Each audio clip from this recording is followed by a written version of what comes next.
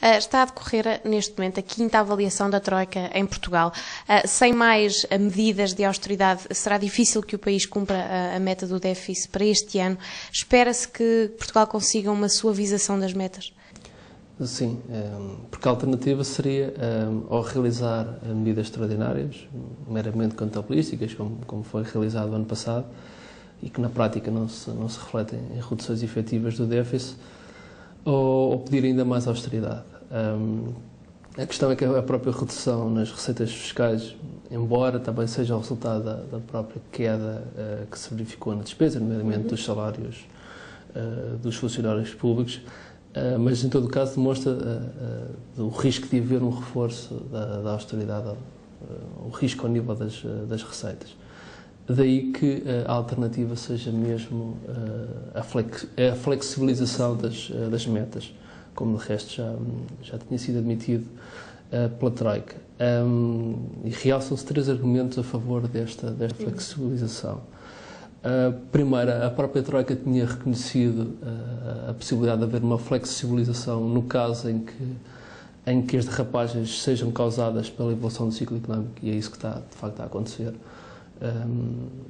Por outro lado, a própria Troika, apesar de tudo, reconhece que há uma redução significativa do déficit efetivo, não o déficit para efeitos meramente contabilísticos.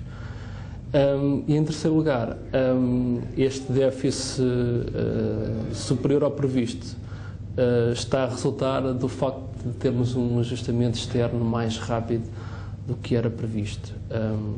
O PIB poderá vir a cair menos do que estava previsto no orçamento retificativo, mas com uma recomposição entre a procura interna e externa, ou seja, vamos ter aqui um impacto, um contributo superior das exportações líquidas para o crescimento do PIB, e como se sabe, as exportações não há cobranças associadas às exportações, ao contrário, ao nível da procura interna e, sobretudo, ao nível do consumo privado, a queda vai ser superior e com impactos, obviamente, na cobrança do IVA e também de outros impostos especiais sobre o consumo. Em relação à próxima semana, o BCE vai voltar a reunir-se. Qual é que é a expectativa para a taxa de juro e qual será o impacto no mercado? Bem, em termos, neste momento, os mercados, de modo geral, apontam para que haja um novo corte da refi rate para 0,5%. O que significa que só no caso do BCE não cortar é que haverá impactos significativos nos mercados. Nos últimos tempos tem havido uma trajetória marcadamente descendente da Euribor, da Euribor há 3 meses, que poderá ainda descer mais um pouco, mas digamos que as margens da descida começam a ser bastante limitadas, porque já começa a aproximar-se bastante de zero. Obviamente que ela não queremos que vá chegar a zero, da mesma forma que noutros países, nomeadamente estou a pensar no caso japonês, em que o target do Banco do Japão da taxa de referência é entre 0 e 0,1% e a taxa a 3 meses está na ordem dos 0,2%.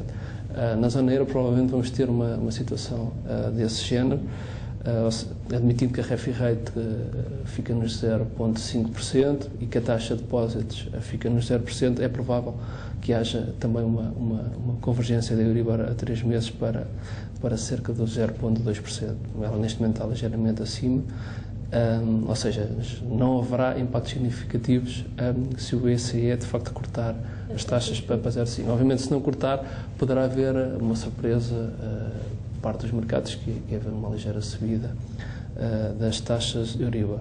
Em termos de economia real, este corte de taxas já não haverá grandes impactos, exatamente pelo facto das próprias taxas já estarem bastante baixas e, de modo geral, também já abaixo da própria refi rate. Depois existem também alguns efeitos perversos, nomeadamente sobre a rendibilidade do sistema bancário europeu, que também não são particularmente favoráveis. Obviamente que poderão ser compensados pela redução do incumprimento bancário, porque com taxas mais baixas é mais fácil às famílias e empresas cumprir o serviço da dívida.